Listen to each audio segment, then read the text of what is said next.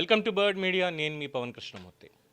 15 సంవత్సరాల కంచు కోటని బద్దలు కొట్టి బెంగాల్లో ప్రజాస్వామ్యాన్ని మళ్ళీ నిలబెడతామని చెప్పి హామీ ఇచ్చి అధికారంలోకి వచ్చి చాలా మంచి పనులు చేస్తున్నారు ఒక పక్కన. ఎందుకంటే బార్డర్ సెక్యూరిటీ అనేది చాలా ఇంపార్టెంట్ కాబట్టి, అలాగే ఎంక్రోచ్మెంట్స్ ఇలాంటి వాటిని ఎంకరేజ్ చేయకూడదు కాబట్టి సువేందు అధికారి సరైనటువంటి నిర్ణయాలు తీసుకుంటున్నారు. అలాగే బెంగాల్లో ప్రజలు కూడా మద్దతు ఇస్తున్నారు. టీఎంసీ చేసినటువంటి అక్రమాలు, టీఎంసీ నేతలు చేసినటువంటి అక్రమాలు వీటన్నిటిని ఎక్కడికక్కడ ఎండగడుతున్నారు అని ఒక మంచి పాజిటివ్ ఇమేజ్ వచ్చిన నేపథ్యంలో గతంలో బీజేపీని అసలు ఇక్కడ రానివ్వకుండా చేయడానికి ఎన్నికల సమయంలో బీజేపీ వస్తే చేపలు తిననివ్వదు అని చెప్పి మమతా బెనర్జీ చాలా గట్టిగా ప్రచారం చేశారు.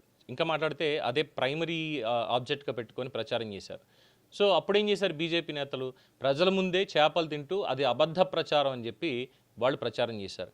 కానీ ఇప్పుడు అధికారంలోకి వచ్చిన తర్వాత అదే ప్రభుత్వం చేస్తున్నటువంటిది విద్యార్థుల మధ్యాహ్న భోజనంలో గుడ్లని కూడా తొలగించే నిర్ణయం తీసుకోవడం. ఇదే ప్రస్తుతం చాలా విమర్శలకు దారితీస్తోంది. ఎన్నికల సమయంలో చెప్పిన మాటలకి ఇప్పుడు తీసుకుంటున్నటువంటి నిర్ణయాలకి మధ్య ఉన్న వైరుధ్యం చాలా స్పష్టంగా కనిపిస్తోంది అంటూ ప్రతిపక్షాలు, రాజకీయ విశ్లేషకులు కూడా మండిపడుతున్నారు. ఈ మధ్యాహ్న భోజనంలో పేద కుటుంబాల పిల్లలకి ఇచ్చే గుడ్డు కేవలం ఒక ఆహార పదార్థం కాదు. అది అక్కడ చౌకగా లభించే అత్యుత్తమటువంటి ప్రోటీన్, విటమిన్లు, ఖనిజాల మూలం. అలాంటి గుడ్డుని శాస్త్రీయ కారణాలతో కాకుండా భావజాలం పేరుతో తొలగించడం అనేది పిల్లల ఆరోగ్యం మీద ప్రయోగం చేయడం అనేటువంటి విమర్శలు చాలా వ్యక్తం అవుతున్నాయి. ఇక్కడ పిల్లల ప్లేట్లో అసలు ఏముండాలో డాక్టర్లు, పోషకాహార నిపుణులు నిర్ణయించాలా, లేదంటే మతపరమైనటువంటి భావజాలం నిర్ణయించాలా అనే ప్రశ్న ఇక్కడ ముందుకు వస్తుంది. ఎందుకో తెలుసా ఇక్కడ మతపరమైనటువంటిది వస్తుంది అన్నది?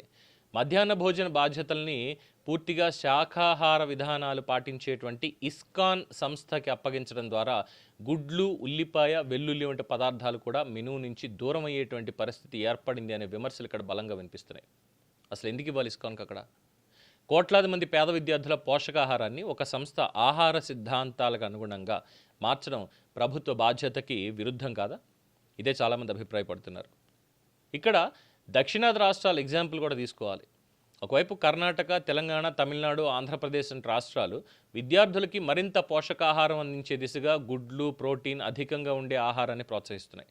ఇంకోవైపు బెంగాల్లో మాత్రం పిల్లల ప్లేట్లోంచి గుడ్డును కూడా తొలగించడం ఇది అభివృద్ధి కాదు, వెనకడుగనేటువంటి విమర్శ ఎక్కువగా వస్తుంది. ఎన్నికలప్పుడేమో మీ ఆహారం మీద ఎలాంటి ఆంక్షలు ఉండవంటారు. ఇప్పుడు వచ్చేసి పేద పిల్లల ప్లేట్లో గుడ్డుని ఎందుకు తీసేస్తున్నారు? మీ భావజాలం కోసం పోషకాహారాన్ని బలిచేయడం అనేది ఇక్కడ పాలన కాదు.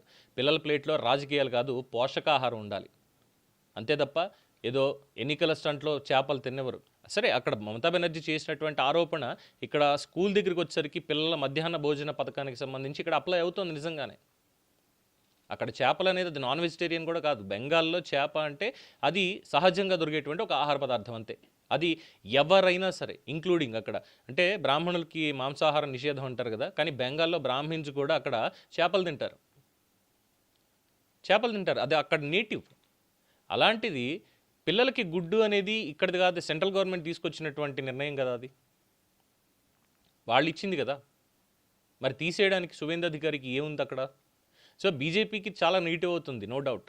ఎంత పనులు చేసినా, ఎంత జాతీయ భావాన్ని లేదంటే ఇంకోటి తీసుకొచ్చినప్పటికీ కూడా అక్కడ భారతీయ జనతా పార్టీ కనుక ఈ తప్పుని సరిదిద్దుకోకపోతే ఎన్నికల ప్రచారంలో మమతా బెనర్జీ చెప్పింది జరుగుతోంది అనేటువంటి ఒక నెగిటివ్ ఇంపాక్ట్ ఇప్పుడు బలంగా పడిపోతుంది.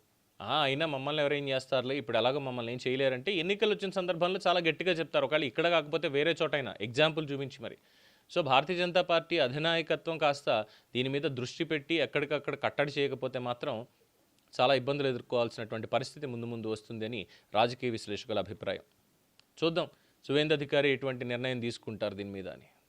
దీని మీద మీ అభిప్రాయం తెలియచేయండి. చూస్తూనే ఉండండి ది బర్డ్ మీడియా. ఈ వీడియో మీకు నచ్చినట్లయితే లైక్ చేయండి, షేర్ చేయండి, సబ్స్క్రైబ్ చేయండి.